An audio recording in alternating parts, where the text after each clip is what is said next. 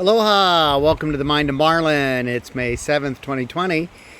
Here at the sweet spot on the big island of Hawaii, up a tree. And today's piece is on tattoos. In today's world, nobody wants to be average, yet they fear the consequences of stepping off the curb of the mainstream and into the lurking realm of the strange.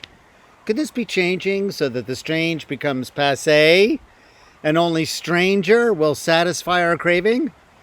We want to set ourselves apart from the swarm of humans, each of us wanting to be recognized for how we stand out, but will rarely stand up when the roll call for social deviance is taken. Tattoos have become a way to blend in and stand out all at once. Once they were solely sported by the inhabitants of the South Pacific and the sailors who visited there, both whom fell into the category of the far-flung and never to be seen at the tables of people considered decent.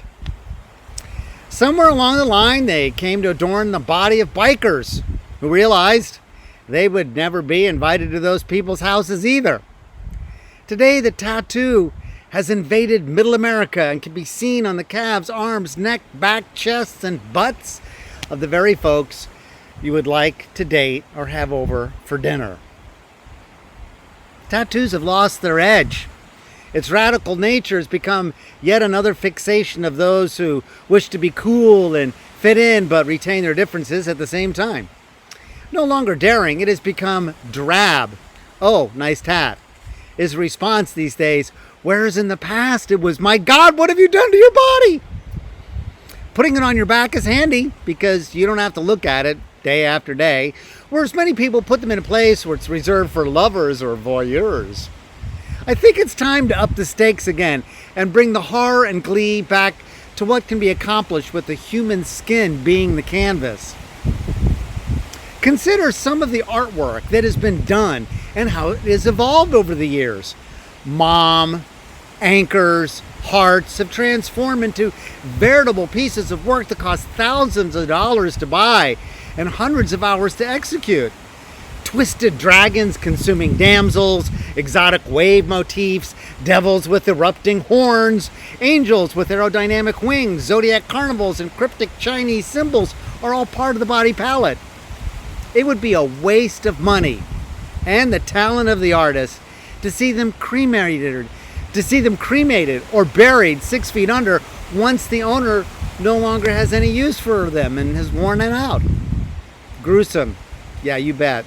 And that's why people will flock to it. We are a nation that puts eating bugs on TV and considers it entertainment. This will at least carry some intrinsic beauty with it. I know what some of you are thinking who are old enough to remember or well-read enough to know. The Germans did this kind of thing with other people's skins that were tattooed, and what horrible swineherds they were. But they knew how to make a great car too. So imagine using grandma's ass as a seat cover for your minivan. Sure, it says Harley head on it, but just think of the fun the grandkids will have. They will still be able to sit on grandma's lap even after she's gone to the grave. No sense in her taking it with her when it can serve a purpose here. How about that attractive floral tattoo that used to ring your best friend's ankle? Properly cured, it'll make a lovely bracelet and would be the center of any conversation and induce curiosity and hurling at the same time. Think of the laughter that your departed friend will still provoke. Those angel wings that are now being sported by your departed loved one, but used to be sported while they were still in a human chassis, will make a wonderful adornment for the front of your cowboy hat. We've been skinning snakes and wearing them as hat bands for years, and it's a snake we never knew.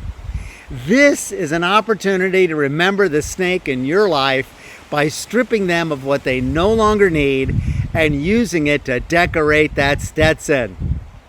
Adding some teeth frozen in a snarl that you remember them for just brings it all to more to life.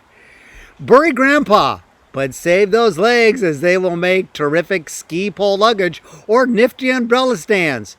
You can wear a smug look on your face when you pick up your ski equipment at Vail or Aspen Resort or Baldy up in Baldy up in Lake Tahoe or Sun Valley, any of those ski resorts. And instead of your luggage being plastered with Gucci, Versace, or Armani logos, it'll have your pappy's old tattooed credo, fuck 'em when they can't take a joke. You can pull a wallet out of your back pocket that's made from your father's foreskin, and when you rub it, it will turn into an overnight case. Those cool designs that don't mean anything but adorn the chest of your ex will now make terrific coasters to put that cool one down on. What better way to remember the beer swilling man he was than by placing a Pabst on his pecs? Environmentalists will cheer you on when you walk down the street and you aren't wearing the hide of some poor animal, but wearing the hide made from the animal that was your wife-beating husband. They'll say, he got what he deserved, and you certainly do look good in something other than black and blue. Endangered species the human race is not, and there will be plenty for everybody. Your wardrobe can be outfitted with matching ethnicities. A black pair of low-riding pants with the name on the butt will take on a whole new meaning. The obligatory white blouse, monogrammed of course with a red man vest, will look ever so sharp and will come in that pierced fork-tongue accessory. Fall colors will come out with the new Asian look for those special formal occasions, albino. Even more to consider is that your clothes, accessory, and umbrella can be taken to the beach and tan without the fear of skin cancer. Some folks who do not have fond memories of their dearly departed can go to the extremes and take those parts that aren't considered artwork and have them cured to be chew toys for the family's pet. Watch the glee, the children who'll be watching Fluffy shred what's left of Daddy into little pieces.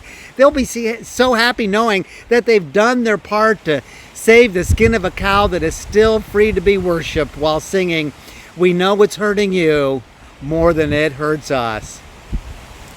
Remember how your spouse walked all over you for all those years? Now you can literally walk all over them by turning them into a pair of Reebok retreads. It will be the closest thing to having a soul they ever got. If it's true that beauty is only skin deep, but ugly goes all the way to the bone, it would explain why in a culture like ours, it's better to be beautiful and insincere than ugly and honest. So here's to wearing his heart on your sleeve and hanging her ass out to dry. Hey, have a great day, everybody. I hope I amused you. Enjoy the cartoon, and we'll see you in a few days. Aloha.